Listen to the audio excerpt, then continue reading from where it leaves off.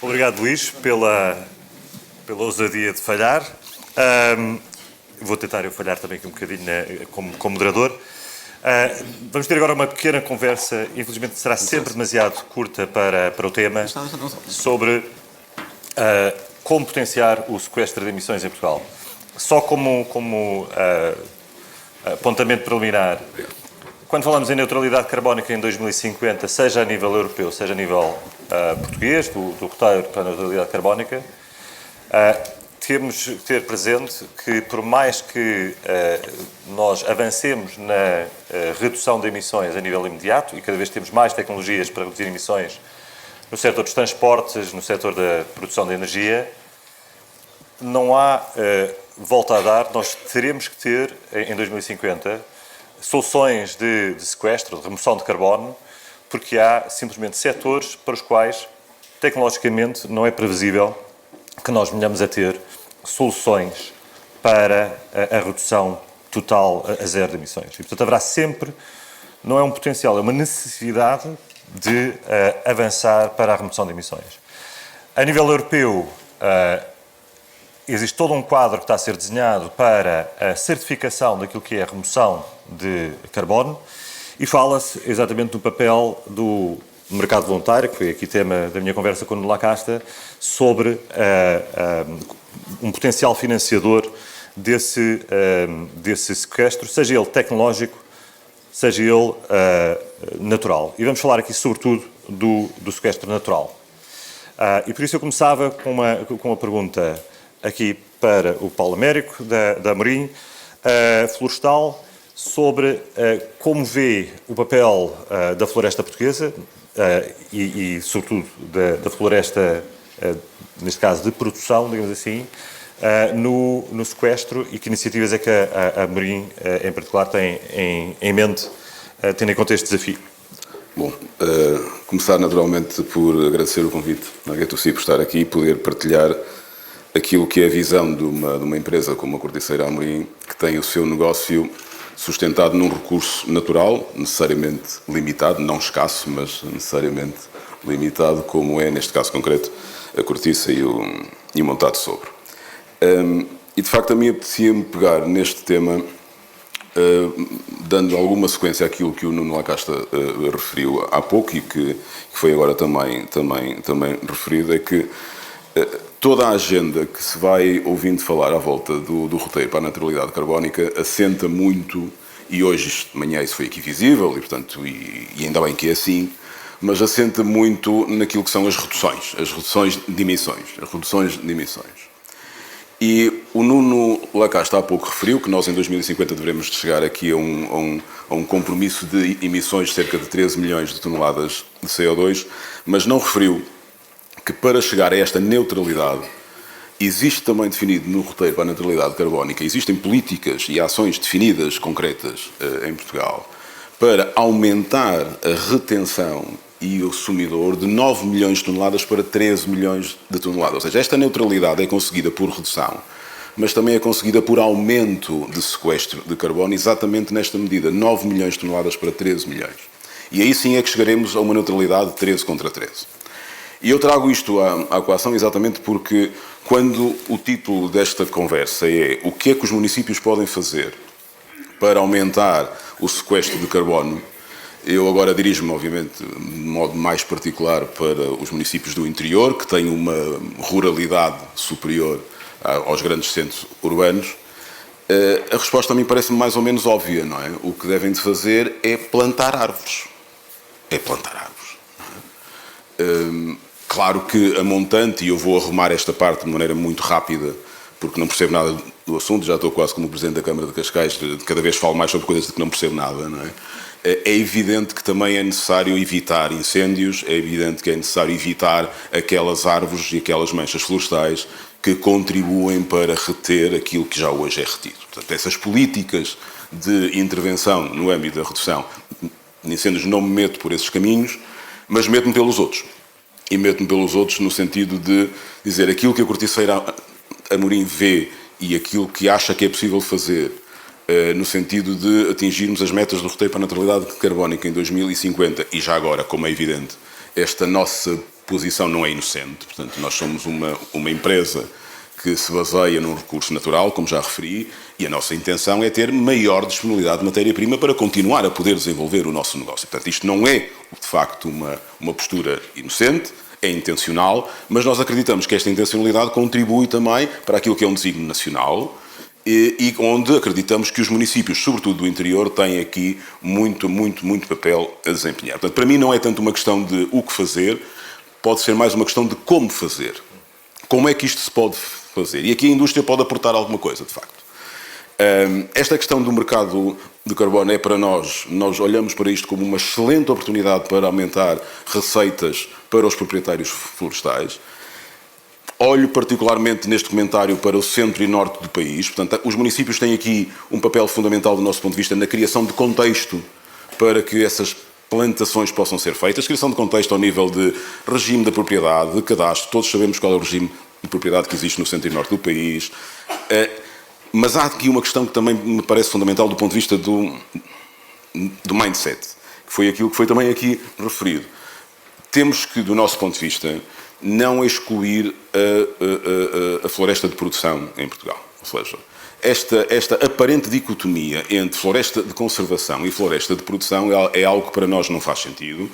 Há claramente uma possibilidade de compatibilizar as duas, desde que seja feito debaixo de políticas públicas perfeitamente coerentes, concertadas e nacionais. Mas aí o papel dos municípios é fundamental. Mas, voltando aqui a esta questão e para terminar, para não monopolizar muito o tempo do como fazer e qual é o papel que a indústria pode ter nisto. Nós olhamos para isto como uma espécie de triângulo virtuoso. Esta expressão já foi utilizada aqui hoje de manhã, onde num dos vértices vemos o Estado, lato sensu, onde incluímos as autarquias. No outro vértice podemos ver a indústria e, por que não, e cada vez mais isso está visível naquilo que é o mercado florestal, fundos de investimento. E, portanto, eu vou usar aqui um chavão que politicamente pode não ser muito correto, mas eu não sei porque é que não haveremos de criar num triângulo virtuoso um conceito de parcerias público-privadas, onde as plantações de árvores necessárias para roteiro de neutralidade carbónica, para fornecer matéria-prima às indústrias que assim o necessitam, não possa ser um modelo de atuação. A indústria está disponível para fazê-lo.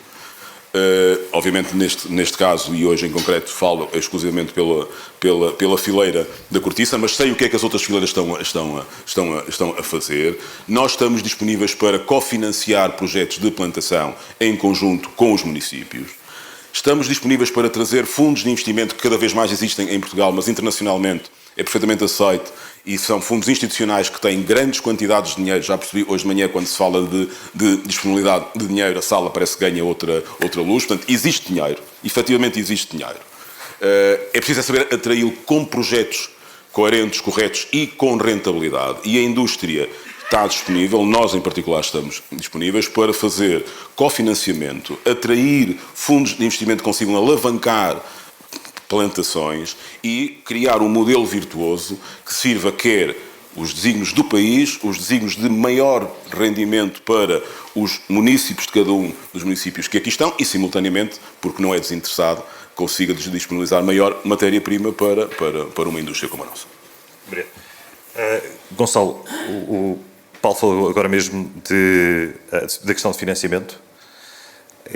Eu acho que é mais ou menos notório, que é crónico, que nós temos, no que diz respeito à política florestal, temos tido pelo menos um subfinanciamento de algumas partes da nossa política florestal.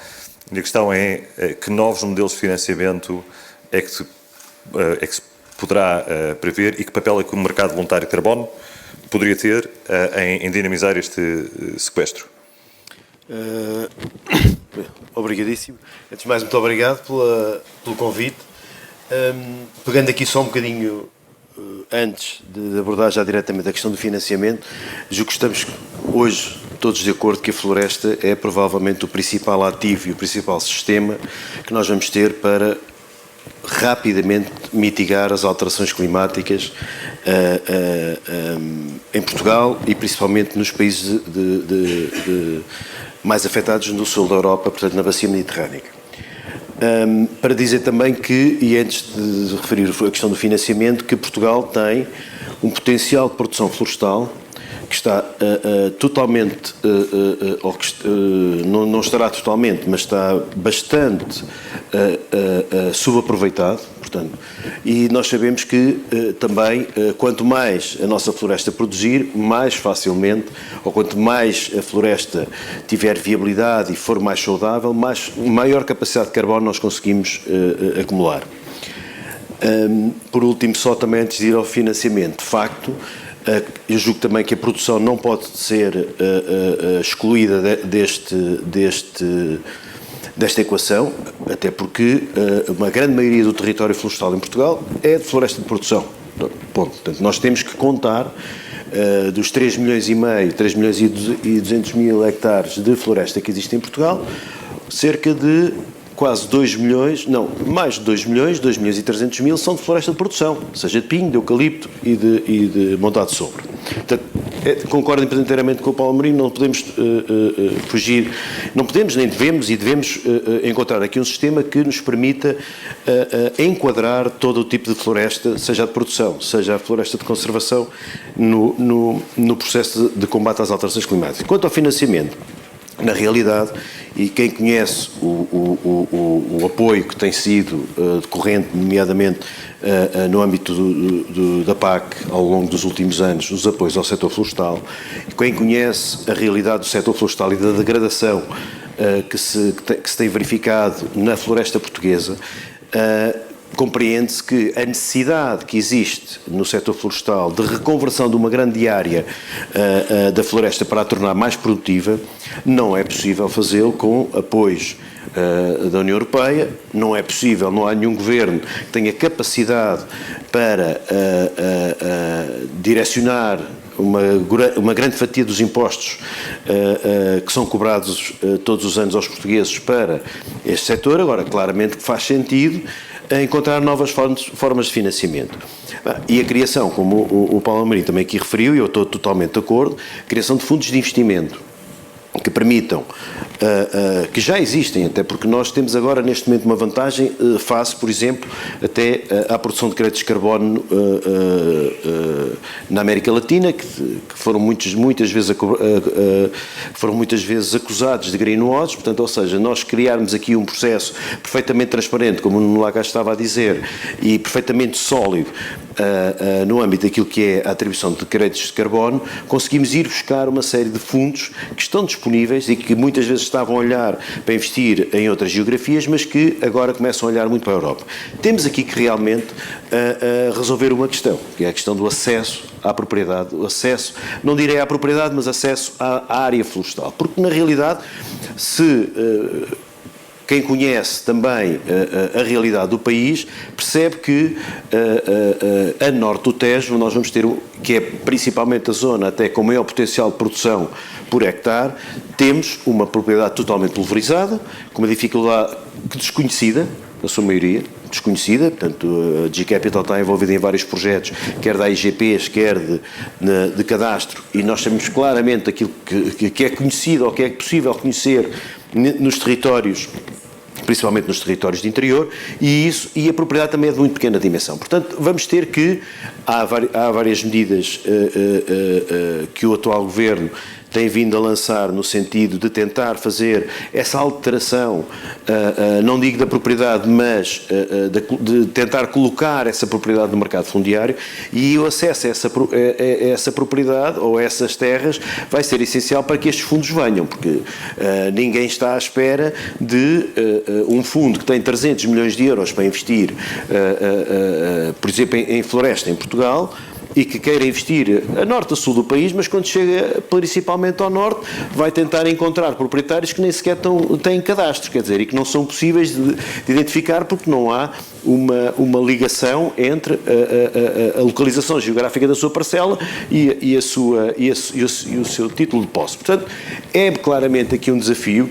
Nós temos todas as condições em Portugal para ir buscar fontes alternativas de financiamento que sejam complementares do esforço que, objetivamente, o Governo tem feito nos últimos anos e que, até através da criação do Fundo Ambiental, e a canalização dessas verbas para o setor, mas quem conhece o território percebe claramente que não vão ser verbas públicas que vão fazer a alteração do território. Portanto, daí julgo que principalmente a atratividade de fundos com rentabilidade perfeitamente definida. Aliás, nós temos muita experiência nessa área, porque toda a abordagem que fazemos no âmbito da gestão florestal tem muito a ver sempre com uma análise económicas e financeiras desses investimentos. Neste momento, os modelos que trabalhamos, inclusivamente, já incorporaram, até com a ajuda da GetSeas, exatamente, e para referir, já incorporaram nos modelos económicos e financeiros o que é que poderá vir, o fator carbono, portanto, o fator de rendibilidade de carbono, e, na realidade, a floresta é perfeitamente possível ser rentável, consegue trazer boas taxas de rentabilidade aos seus investidores. Agora, temos uma questão que é essencial, que é, temos que tentar alterar o acesso à terra. Muito bem, muito obrigado. Luís, a Parques de Sintra é uma entidade algo diferente, gestora de um espaço que está inserido numa área metropolitana, com imensas pressões de diferentes tipos. O que é que a Parques de Sintra pode fazer para, por um lado, valorizar o carbono e entrar, digamos assim, nesta economia do carbono? Olá, bom dia a todos os presentes. Houve aqui pessoas que vieram de longe, alguns desde Portimão até lá acima, a Vila Real, e acho que é muito interessante estarmos aqui todos juntos a debater este tema. Eu, antes de responder à pergunta, não vou usar aqui a estratégia do Gonçalo de responder a todas à pergunta anterior, mas precisava de dizer duas coisas sobre aquilo que foi dito aqui já neste painel. Primeiro, já estamos noutra fase, não estamos, esta questão de temos que plantar árvores, já todos sabemos disso. É preciso saber que árvores são para plantar e o que vamos plantar. Pronto, o Paulo não falou disso e eu entendo que não tenha falado disso, também não podia falar só em causa própria, mas é muito importante nós não dizermos só plantem árvores, é muito importante dizer plantem as árvores corretas nos sítios corretos. Isso, por exemplo, na Parques de Sintra, na Serra de Sintra, na Parques de Sintra não, Parques de Sintra gera, mas na Serra de Sintra foi exatamente por causa desse problema que temos hoje a Serra de Sintra como temos, cheia e carregada de metade da Serra de Sintra. A espécie dominante são espécies exóticas invasoras. Porquê? Porque houve uma altura onde foram plantadas árvores que não eram as corretas e que foram plantadas no sítio errado, e depois houve uma disseminação tal que ficou a Serra de Sintra carregada de espécies exóticas invasoras. Há vários motivos para isso ter acontecido. Os nossos jardins históricos e magníficos, com tantas espécies diferentes arbóreas, os fogos e os incêndios que disseminaram essas espécies invasoras, mas que agora é preciso fazer esse controle, fazer essa remoção, e isso é uma das estratégias pela qual temos usado para providenciar mais áreas e aumentar o nosso sequestro de carbono. Então, respondendo diretamente à minha pergunta, a Parques de Sintra, falou-se aqui muito dos erros que são feitos, mas eu apanhei a Parques de Sintra há um ano no seu percurso, e muitos erros foram feitos, mas também muitas coisas boas foram feitas, e uma delas foi a certificação florestal, o conhecer os altos valores de conservação, ter tudo mapeado e quantificado, haver um conhecimento do território, e é o conhecimento de nós hoje que estamos aqui nesta universidade, que todos tão acarinhamos e tão gostamos, mas a universidade,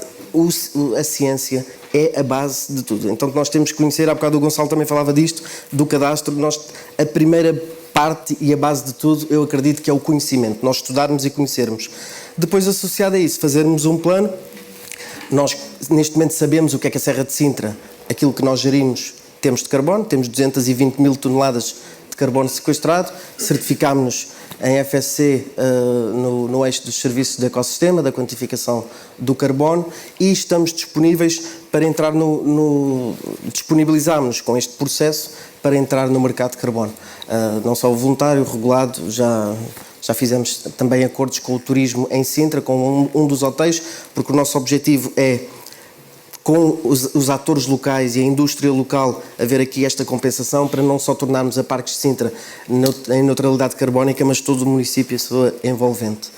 Por isso, respondendo muito diretamente à pergunta, duas coisas, é o conhecimento, nós conhecermos aquilo que temos e sabermos apontar. O exemplo da Parques de Sintra é um exemplo único porque temos a receita do turismo, mas se nós virmos por este país fora, nós todos reconhecemos Arouca como um caso de sucesso, onde neste momento, por causa de uma ponte que foi colocada ali, há toda uma atratividade e um turismo associado a isso, e há muitos sítios, se nós olharmos para a Rábida, se nós olharmos para Monsanto, se nós olharmos para o Parque de Sintra, podemos sempre pensar o que é que podemos fazer mais e melhor. Olhar para Monchique, para o Picão, tantos sítios que nós podemos pensar que, se nós conhecermos, identificarmos e projetarmos e associarmos isto à indústria, nem que seja a indústria do turismo, teremos de certeza uma valorização muito maior e um sequestro de carbono muito mais importante. Muito obrigado.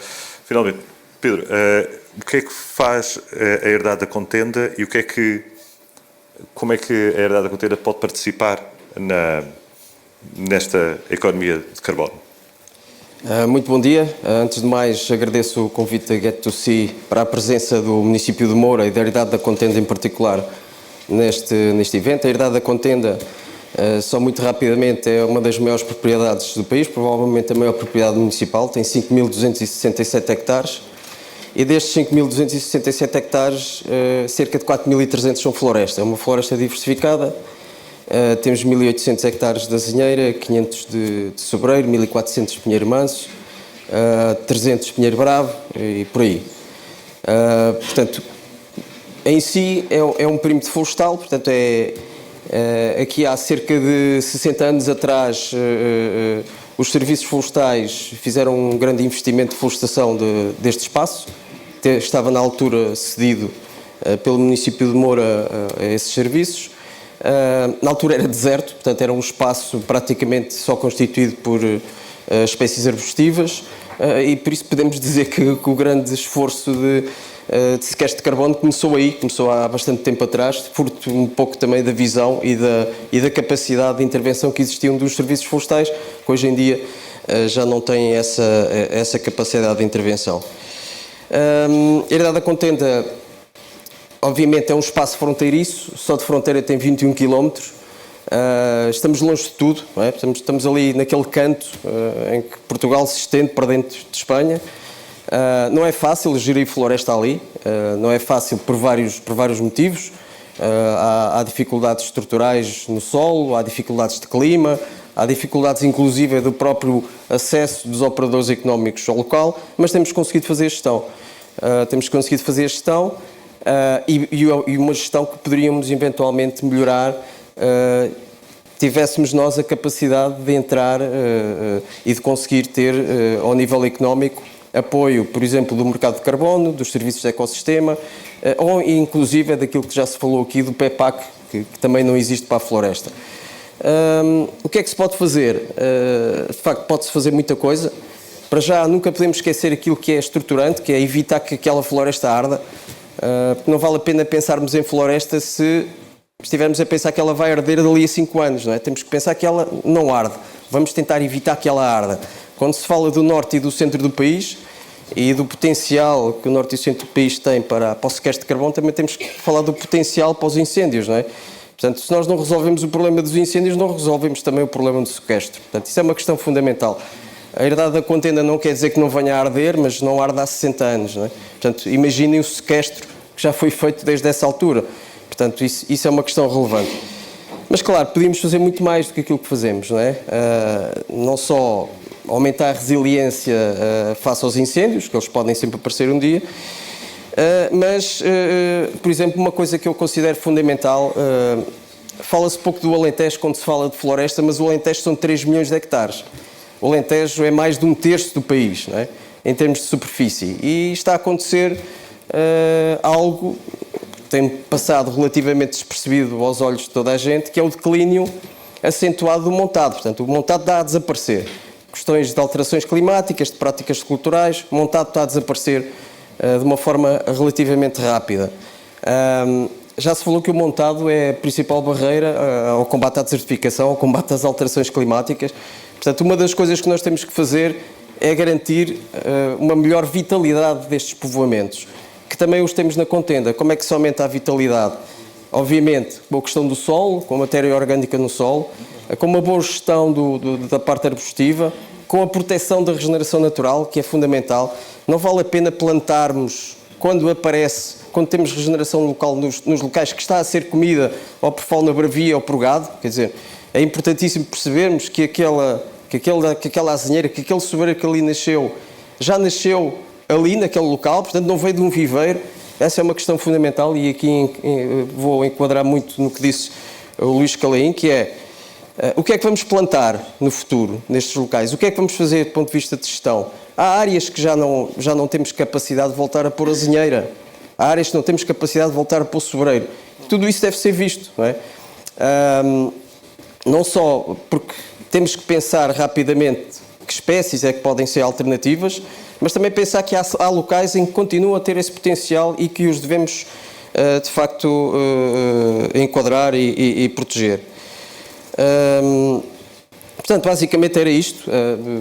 Nós, se tivermos capacidade e outro tipo de remuneração do trabalho que fazemos, conseguimos gerir os povoamentos de outra maneira, conseguimos proteger a regeneração natural, conseguimos aumentar o teor de matéria orgânica no solo, conseguimos fazer uma gestão adequada do substrato e da parte arbustiva, e creio que todas estas são questões fundamentais. Nós, neste momento, a Herdade da Contenda está a avaliar a sua capacidade de sequestro dos vários povoamentos, o que também nos vai permitir perceber, tendo em conta aquilo que é a nossa gestão e aquilo que é a nossa grande diversificação de espaço, perceber um pouco o que é o futuro do ponto de vista da gestão e a gestão orientada para o sequestro.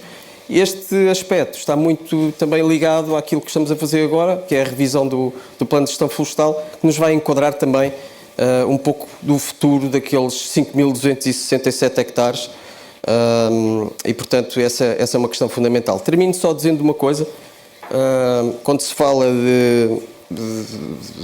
portanto, ter o objetivo de aumentar o sequestro de carbono de 9 milhões de toneladas para 13 milhões de toneladas, temos de ter em conta, disse o Gonçalo, que nós temos cerca de 3 milhões e 200 mil hectares de floresta, mas as perspectivas, do ponto de vista da Estratégia Florestal Nacional, é que cresçam para 2 milhões e 700 mil até 2050. O que é que vamos fazer? O que é que vamos fazer quanto a isto? Portanto, e aí é que temos que, de facto, pensar. Não vale a pena ter os números se depois a tendência é contrária. Muito obrigado. Nós estamos quase em cima da hora. Eu vou permitir, se houver uma pergunta, portanto, ao painel. Infelizmente, é sempre assim. Estes painéis são bastante interessantes, mas acabam por prolongar-se e podíamos ter aqui matéria, pelo menos do meu lado, para muito mais tempo. Alguém quer ser afoito e colocar uma pergunta ao painel? Não acredito que não haja uma pessoa. É jornalista, portanto, percebe-se. Carla, viva. Obrigada pela oportunidade. Gostaria de ouvir os palestrantes sobre a hipótese de, por exemplo, termos floresta na Serra de Carnaxide. A Serra de Carnaxide pode ter um projeto, por exemplo, intermunicipal. Falámos aqui da importância também dos municípios abraçarem a questão da florestação, também na ótica do mercado voluntário de carbono. Gostaria de vos ouvir. E também a questão da proteção e do restauro dos ecossistemas, porque falámos em floresta de produção, mas também na restante floresta precisamos possivelmente de trabalhá-la e geri-la para não se degradar, não arder, porque lá está, se tivermos fogos, lá se vão as emissões e não estamos a sequestrá-las como queremos. Obrigada. Eu vou aproveitar a deixa para dizer que uma das questões que eu acho que é mais pertinente é tudo isto, e o Gonçalo já aqui falou, é termos as instituições preparadas para fazer a adequada compatibilização dos usos, sejam eles urbanos, etc., mas também dentro da floresta, e percebermos que tipo de floresta é que é adequada para cada tipo de território. Não sei se alguém quer falar especificamente sobre este Carnaxide perto de Sintra. Sim, estávamos aqui os dois a conversar. O detentor, a posse da terra de Carnaxide, sabe de quem é que? Sim, quer dizer, há terras privadas privadas e há também terras municipais. E estamos a falar de três municípios. Oeiras, eu sou autárquica em Oeiras. Amadora. É jornalista, mas igualmente autárquica de posição em Oeiras. Oeiras, Sintra e Amadora. Sobretudo Oeiras e Amadora. Possibilidade há sempre, é preciso haver vontade para que isso aconteça. Realmente o que tem havido vontade nos últimos tempos é o Sky City, né, que nós todos acompanhamos aqui, que somos desta região, acompanhamos esse processo. Nós temos iniciativas muito interessantes ao nível de organizações. Por exemplo, nós na Serra de Sintra trabalhamos com a Quercus, a Parques de Sintra Monte da Lua trabalha com a Quercus para a questão da plantação de árvores e de novas áreas. Nós cortamos as acácias, fazemos os tratamentos necessários para que não voltem a desenvolver rapidamente e depois trabalhamos com as organizações locais. A Quercus é uma organização nacional, mas com o seu núcleo de Sintra, que organiza com as empresas e vai lá. E isso temos notado por osmose, uma disseminação nos seus... No fim de semana passado tivemos uma reunião ali com os proprietários da Serra de Sintra, onde eles nos pediram ajuda para irmos aos seus terrenos, preparar ações e definir as metodologias e os diferentes planos de gestão para que eles possam arborizar, fazer as operações da DFCI, Defesa da Floresta contra Incêndios, e a remoção de acácias. Ou seja, eu acho que mesmo sendo privados, a parte governamental e local das autarquias tem todo o impacto. E a consciencialização, eu acho que... Por isso, possível não acredito em toda a área, mas é possível haver ali algumas manchas e trazermos, de certeza, floresta, força. Gonçalo, mas curtíssimo. Só uma coisa muito rápida. Eu não quero pronunciar sobre a floresta carnacite, não conheço. Mas há aqui uma questão, mas queria pronunciar sobre a questão da floresta, da unidade de floresta de produção e proteção. Obviamente que nós não temos potencial para ter floresta de produção em todo o país, quer dizer, isso também é ilusório, não é? Temos, obviamente, é que encontrar um equilíbrio, e isso é perfeitamente possível, entre aquilo que é a floresta de produção e a floresta de proteção. E que, de preferência, que até a floresta de produção seja, e isso também é possível, ela própria que sustenta a floresta a floresta de produção que sustenta a floresta de proteção. Isso é perfeitamente possível, nós já fizemos várias análises sobre isso. Também só uma última nota que eu julgo que é importante. A floresta de produção, e isso é uma coisa que daria também para fazer outra discussão, que é quais são os produtos de base florestal que podem ter, e por exemplo a cortiça é um ótimo exemplo, que podem ter que são no fundo carbono acumulado e que têm uma durabilidade muito acima da média, não é? Obviamente que se calhar que muitas vezes o papel pode não ser porque é facilmente degradável, mas por exemplo o mobiliário, a construção de edifícios em madeira e aquilo que já se discute agora, as cidades virem a ser os futuros grandes consumidores de carbono do planeta, ou seja, se tivermos cidades em madeira e não tivermos cidades em alvenaria, portanto, toda esta questão, nós podemos estar a produzir e podemos estar a ter produção e essa mesma produção estar a contribuir para o combate às alterações climáticas. E ficamos com esta última deixa visionária das cidades em madeira. E vamos então agora seguir, parece-me, para a próxima secção, que é uma apresentação. Mais uma vez, o meu pedido para juntarem-se a mim num aplauso aos intervenientes do painel.